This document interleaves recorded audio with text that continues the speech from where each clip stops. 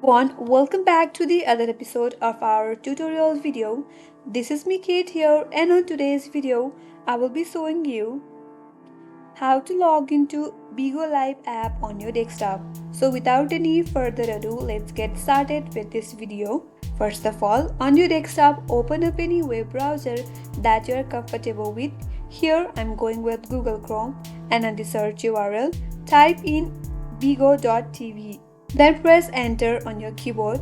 That will take you to this page. As you can see, this is the official page of Bigo. Now, in order to log into Bigo, head over to the upper right corner of this interface. There, you will get login button. Click on there.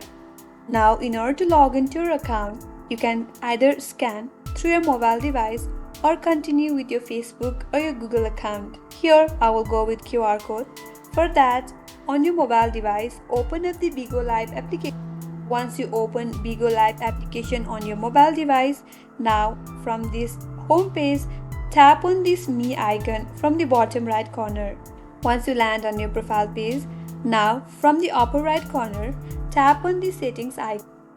Once you land on the settings page, scroll down and at the bottom under About Us, there you will get to see Scan QR code.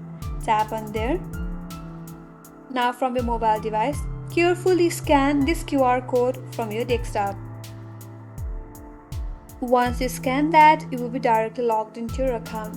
Now, if you want to go through the mobile number, tap on this mobile icon from this dialog box at the upper right corner. And on this page, you have to enter your country or region. And under that, enter your correct phone number. And under that, enter your password. Once you type in your password and your phone number, click on login and then you will be logged into your account.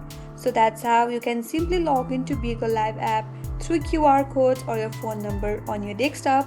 I hope this video helped you, and if you are new to our channel, make sure you subscribe, like and hit the notification bell icon for more upcoming tutorials like this. Thank you for watching till the end. I will see you on next video.